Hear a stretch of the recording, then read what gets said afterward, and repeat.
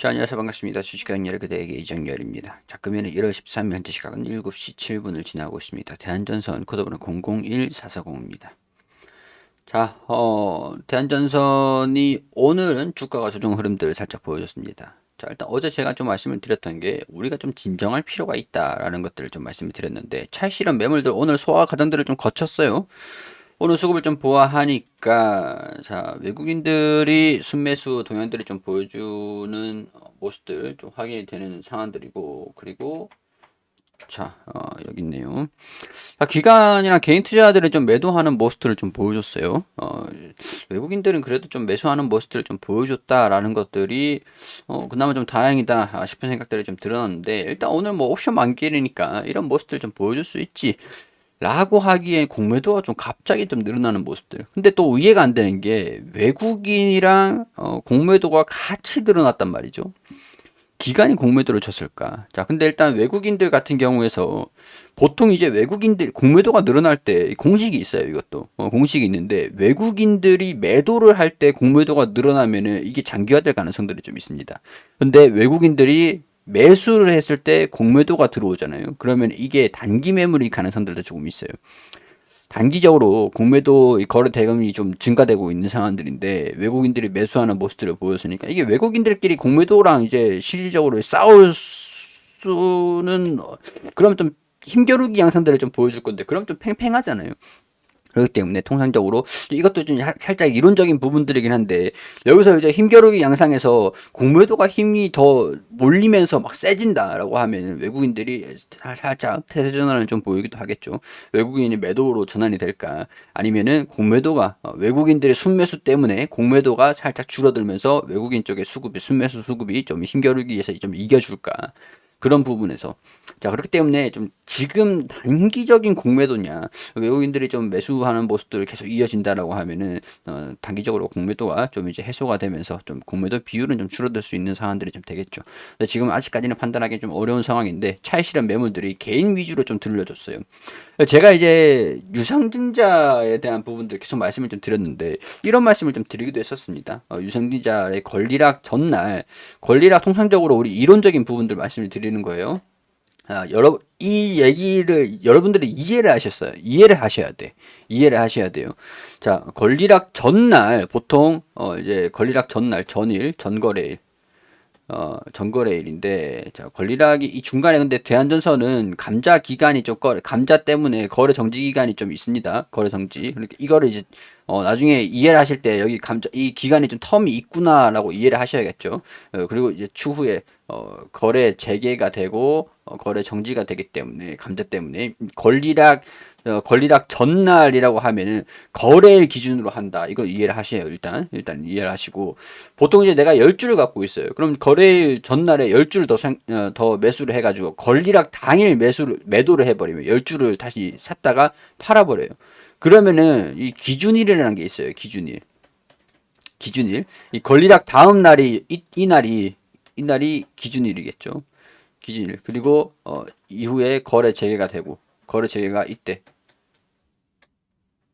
그리고 거래가 되면은 이 날이 실질적으로 이 날이 되겠죠. 권리락일이 되겠죠. 실질적으로 영향이 있는 게 주가 영향이 있는 게 흐름이.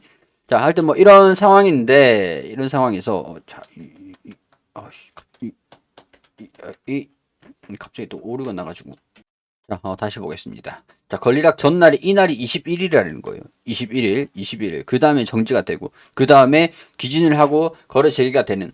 그럼 이게 2월 7일 됩니다. 실질적으로 거래가 되는 게 7일이에요. 그러니까 이게 전날, 후날 이렇게 보시면 될 것 같아요. 자, 그럼 내가 이전에 10주를 갖고 있었다. 근데 이날 10주를 하고 이날 10주를 팔아버려도 어차피 기준일에 포함이 되기 때문에 내가 20주에 대한 부분들 나중에 이때 10주를 팔아도 20주에 대한 신주인수권 신주 배정이 된다라는 거예요. 신주 배정이 된다라고 하면은 이걸 이제 하면 청약을 하고 이렇게 결정을 하시면 되겠죠. 근데 여기에서 이제 내가 주식으로 받을 거냐, 현금으로 받는 방법도 있어요. 그게 권리 공매도라고 했죠. 그러니까 여러분들이 이 전날 아직까지 이거 시간이 좀 있으니까 이거를 결정할 수 있는 아직까지 여유가 있다. 근데 지금 이제 매도하는 뭐 이걸 왜 말씀드리냐? 제가 한참 전에 계속 설명을 드렸었어요. 아마 보시는 분들 중에서 이제 이거는 다 이해를 하고 계실 거라고 생각을 합니다. 자, 근데 내가 비중이 100주에서 물리고 있었는데 반등이 나와버리면 이거를 50주로 줄인 다음에 이때 50주를 매수하고 50주를 다시 팔아도 현금이 유상증자에 청약을 할 수 있는 기회가 생긴다라는 거예요. 이전 같은 경우에서는 내가 비중이 너무 높아가지고 유상증자는 청약을 못할 것 같아요. 선택권이 없으신 분들도 계셨을 거예요. 근데 이번에 좀 슈팅이 나오면서 주가가 좀 반등이 살짝 나왔다 보니까 여기에서 선택권을 비중을 좀 현금 확보를 좀 한 다음에 유상증자를 대비를 하기 위한 차익실현 매물들이 좀 나와줄 수가 있었겠죠. 그게 개인 투자자들이다. 자, 여기에서 우리가 지금 이제 매물은 이런 거라고 이해를 하자고요. 이해는 하는데 호반산업에서 유상증자를 100%를 참여를 한대. 호반산업에서 배정 주식에 전량으로 참여를 하겠다. 100%. 우리가 제가 이제 유상증자를 참여할 수 있는 권리를 받는다라고 해도 전부 다 할 필요는 없어요. 일부 신주수권을 매도를 하고 일부 유상증자를 참여해도 된단 말이에요. 근데 대한전선을 최대주주로 40%를 지분을 가지고 있는 호반산업이 유상증자에서 배정을 받는 그대로 전부 다 투자를 하겠다. 그게 한 2천억 원 규모가 된다. 예정 발행가 1290원 수준으로. 근데 여기에서 대한전선에 대한 호반산업의 확신이 있구나라는 것들을 알 수가 있죠. 근데 우리가 얘네들이 참여를 한다 그래서 확신이 줘가지고 주가가 좀 올라버리면은 유상증자 예정 발행 가격, 유상증자 가격이 높아질 수가 있다는 거예요. 높아질 수가 있다. 근데 사실 주가가 이렇게 쭉 떨어지는 상황에서 유상증자 가격이 결정이 되면은 이 기간 동안에 가중산술 평균을 해가지고 이 유상증자 가격을 결정을 합니다. 근데 오히려 주가가 좀 올랐으니까 주가가 떨어져가지고 물론 이제 할인이 돼가지고 유상증자 가격이 결정을 하겠지만 할인된 가격을 결정을 하겠지만 낮은 가격에서 매수를 할 수 있다라는 거 그거는 이제 변함이 없어요. 대신에 그 유상증자 가격이 다이나믹하게 효율적인 가격으로 떨어질 것이냐 그거는 조금 아쉽게 됐습니다. 아쉽게 됐어요. 우리가 유상증자를 참여하려고 하는 입장에서 봤을 때 대신 이제 유상증자를 참여 못 하시는 분들 같은 경우에서는 이제 긍정적인 내용들이 좀 될 수가 있겠죠. 자, 그렇게 되면은 유상증자에 대한 효율이 있느냐 없느냐를 여러분들이 따지고 볼 필요는 있을 것 같아요. 이제 주가가 좀 올라간다고 한다면. 자, 근데 주가가 그렇다고 너무 올라갈 이유는 없어요. 왜냐면은 여러분들 지금 1,900원을 사실래요? 아니면 1,600원, 1,500원을 사실래요? 1,500원은 유상증자를 참여를 하면 1,500원, 1,400원, 1,200원을 살 수 있어요. 일단 예전 가격이 1,200원이니까 기준으로 말씀을 드리면은 지금 주가가 1,800원이잖아요.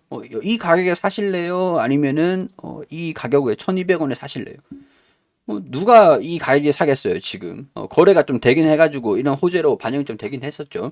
근데 우리가 좀 진정하고 따지고 보면은, 지금 시장가로 사는 게 이득이냐, 아니면 유상증자를 참여해가지고, 싸게 1290원 이 가격에 나중에 결정되겠지만, 이 가격에 사는 게 이득이냐.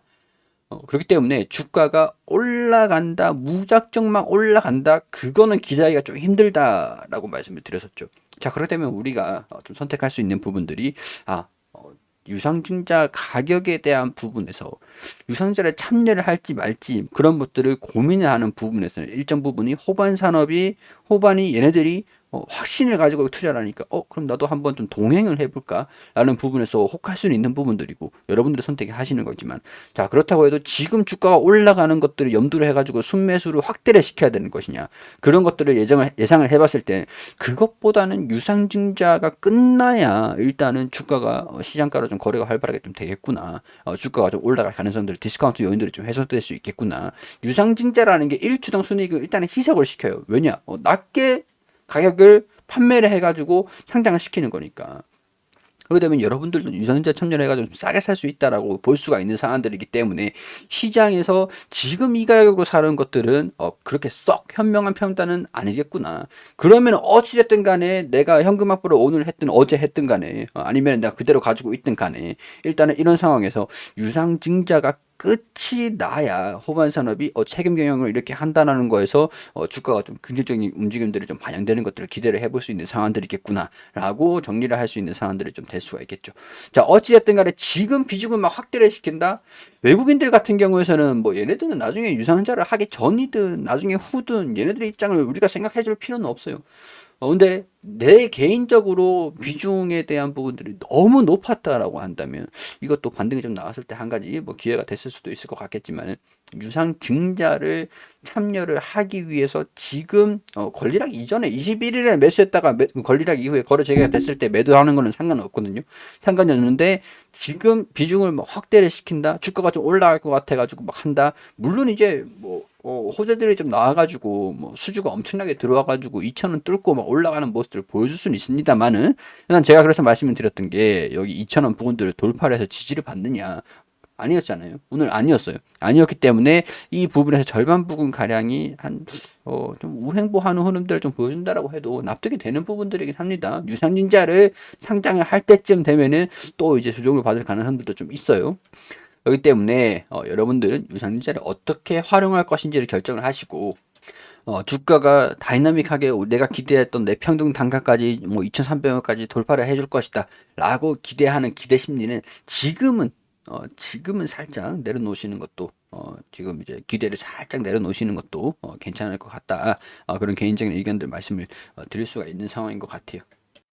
자, 물론 호반 산업 같은 경우에는 대한전선을 살리기 위해서 이 유상증자를 성공적으로 하기 위해서 책임을 지고 배정을 받는 것들은 다 참여를 하는 것들은 어떻게 보면 안 할 수도 있는 거지만 다 한다라는 거예요. 물론 대한전선에 대해서 얘네들이 호반 산업 입장에서 얘네 입장에서 봤을 때는 대한전선을 앞으로 장기적인 전망으로 이 기업을 살릴 수 있을 거라고 생각을 했으니까 인수를 했을 거 아닙니까? 그렇죠. 그러니까 내가 이 기업이 안 될 것 같다 라고 생각을 했으면 굳이 이 기업을 인수를 했을까요? 대한전선을 인수를 했을까? 그건 아니잖아요. 대한전선에 대한 호반 산업의 입장은 이 기업을 살려야 되는 입장에서 유상증자를 성공을 해야 되는 입장입니다. 그렇기 때문에 유상증자 배정을 받는 것들을 우리가 참여를 하겠다. 지분율을 오히려 더 증가시키겠다. 그렇게 얘기를 했던 겁니다. 초과 청약이 된다. 이건 뭐 유상증자를 하는 거에서 초과 청약은 다 따라오는 거예요. 그렇기 때문에 너무 그렇게 생각을 안 하시면 될 것 같고요. 자, 뭐 추후에 대한전선이 이 42% 지분을 유상증자를 하고 난 다음에 뭐 정리를 한다 그래도 할 말은 없지만은 일단은 뭐 유상증자를 호반 산업 같은 경우에서는 대한전선에 단기 차입금도 좀 빌려주고 막 이렇게 했었던 것들이 있으니까 오히려 단기 차입금으로 돈을 빌려주는 것보다 조금 더 저렴하게 이 기업을 지분을 확보를 하고 또 이 기업을 좀 살릴 수 있는 방법으로 현명한 방법이 유상증자라는 거예요. 유상증자가 있다. 그거를 좀 활용을 할 거다. 호반 산업 입장에서는 나쁘지 않다라는 거지. 호반 산업 입장에서는. 근데 여러분들 입장에서는 어떨까라는 부분도 동행할 거냐, 동행하지 않을 것이냐. 호반 산업이라는 여러분의 입장은 다르게 생각하셔야 됩니다. 여러분들이 이 기업에 물론 이제 주주이긴 하지만 주인이라는 그런 생각으로 동업을 한다라고 생각해서 투자를 하는 건 맞지만 현명하게 따지고 보면은 뭐 그렇다라는 것들이 되겠죠. 자, 대한전선 가지고 계시는 분들, 이런 것들을 제가, 대한전선 좋으니까, 장기적으로 물론 이제 나쁘진 않은 기업이긴 생각을 해요. 개인적으로 그렇게 생각을 하지만, 물론 여러분들이 이걸 더 맹신해가지고, 제 얘기들을 다 맹신해가지고, 무조건 잡고 계세요. 그렇게 말씀을 드리는 게 아니고, 좋으니까 사세요. 안 좋으니까 파세요. 그렇게 말씀을 드리는 게 아니고, 개인적으로 이런 상황들이 이렇게 해석이 된다. 그런 것들 말씀을 드리는 것들이니까, 투자 판단은 여러분들이 직접 해주시기를 당부드리도록 하겠습니다. 여러분들 입장이 다, 상황의 판단이 다 틀리잖아요. 그러니까 여러분들 개인적으로 이렇게 얘기를 하니까 난 이런 식으로 하면 되겠다. 궁금해 한번 생각을 해보시라는 거죠. 자, 도움이 되셨다면 구독과 좋아요 부탁드리도록 하면서 영상 여기서 마무리할 수 있도록 하겠습니다.